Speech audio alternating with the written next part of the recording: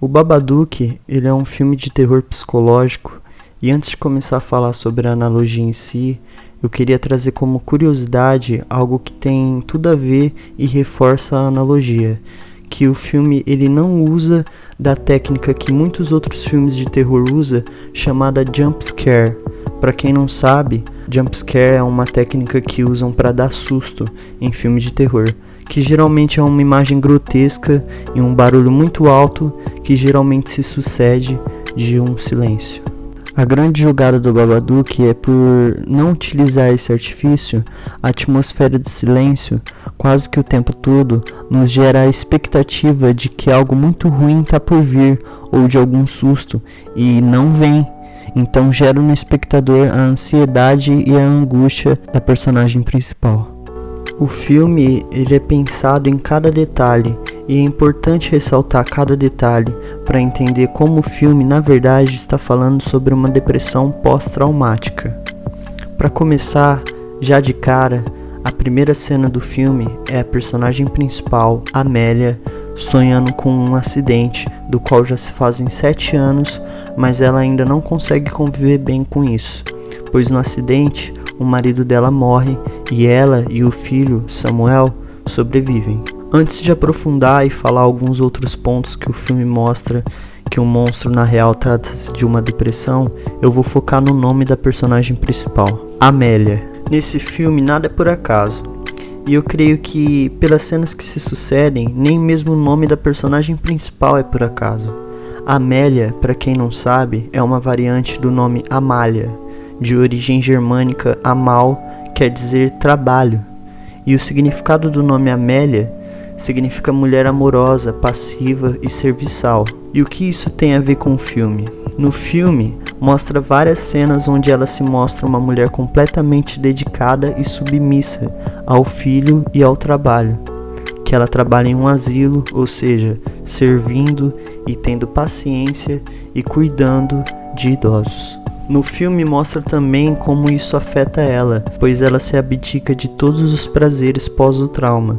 Tem um funcionário que trabalha com ela, que flerta com ela, mas ela nunca dá abertura ou possibilidade de rolar alguma coisa entre eles. E tem uma cena que eu acho importantíssima e que afirma que esse nome não é por acaso, que é uma cena onde ela, na intimidade, à noite em seu quarto, tenta se masturbar para obter prazer, mas é interrompida pelo próprio filho, antes mesmo de chegar ao orgasmo. Ou seja, o filme mostra em várias cenas que a personagem principal aos poucos foi perdendo completamente os prazeres da vida e passou apenas a servir. Quando o monstro aparece e quando ela se dá conta do problema. Eu acho muito interessante porque o monstro se manifesta explicitamente de primeira através de um livro, que traz consigo diversas frases que assustam mais o menino do que ela a princípio, mudando a rotina dos dois completamente. Porém, se você se atentar às frases que aparecem no livro, principalmente as frases que ela lê sozinha, são metáforas e frases claras em referência à depressão, ao homicídio e ao suicídio. O livro possui várias frases, tá? Eu vou citar algumas aqui e comentar sobre elas. Vou citar a frase e eu comento depois. Como por exemplo a frase: vê-lo entrar em seu quarto à noite e não piscar os olhos. Isso poderia muito bem ser interpretado como algo referente à insônia, comum em quem possui algum tipo de transtorno mental. Se você realmente é inteligente e sabe o que há para se ver, então poderá fazer um amigo especial. Logo vou tirar meu disfarce engraçado, e uma vez que ver o que está por baixo, desejará estar morto. Nesse trecho, trata-se de despertar, pois nem todo mundo que está doente, ainda mais tratando de depressão, sabe que está. Mas quando possui consciência, dependendo do grau que está, é comum ter pensamento suicida. Aposto com você. Eu aposto com você. Quanto mais você se negar, mais forte eu fico. Isso aqui poderia muito bem se referir à pessoa que se nega está depressiva, algo que é muito comum e negligencia a doença, ou formas de tratá-la.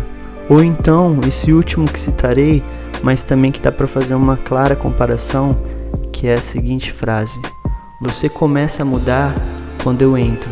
O Babadook cresce sob a sua pele. Venha ver o que está embaixo. Eu acho muito interessante, pois todos os trechos, se você trocar a palavra Babadook por depressão, se encaixaria perfeitamente.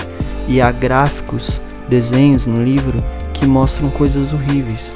Tudo para criar uma atmosfera ainda mais desesperadora na personagem.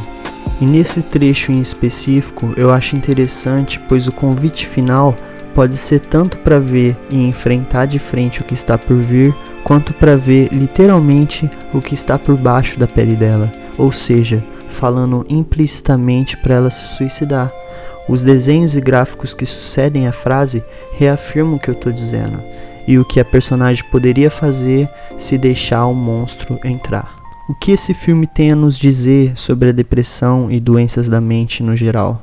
Eu nunca vi uma doença ser tão negligenciada e tão menosprezada quanto a depressão. As pessoas, famosas, ricas ou não, continuam se suicidando e ninguém conversa abertamente sobre isso. Eu acho genial o Babadook por trazer o tema, mesmo que de forma implícita, porque mostra, na minha concepção, que a depressão é algo que você não vence 100%. Já era Felizes para Sempre, como boa parte dos filmes quando trata do tema faz, ou sabe, eu acho que não é bem assim. Você aprende a conviver com o monstro. E isso não te torna mais fraco, muito pelo contrário. No filme mostra toda a agonia, a insônia, a paranoia, a tristeza da personagem. Mesmo assim, no desfecho, eu acho importantíssimo e eu acho brilhante. Inclusive, mostra ela enfrentando o monstro de frente, olhando no olho dele, botando ele pra fora, num porão, mas ainda na casa dela. E todo dia, que é o aniversário do filho dela, que também é o dia do acidente, ela vai nesse porão e convive com o monstro. A cena final do filme é ela alimentando o monstro com minhocas e vermes. Ali mostra que ela tem consciência do que passou, evoluiu como pessoa e sabe que aquilo que ela passou, o acidente, foi um trauma que estava afetando a vida dela em vários aspectos. A cena final, ela alimentar o monstro e depois voltar para a mesa com o filho e dizer que está tudo bem, e o filho dizer que ela está muito melhor, só reafirma que o monstro na real era algo psicológico, que não deixa de ser assustador, perigoso e completamente danoso para si. Se você não enfrentar de frente, reconhecer que está com algum problema e se tratar, o monstro pode sim te vencer e pode sim ser mais amedrontador e mais perigoso do que qualquer outro monstro de qualquer outro filme de terror.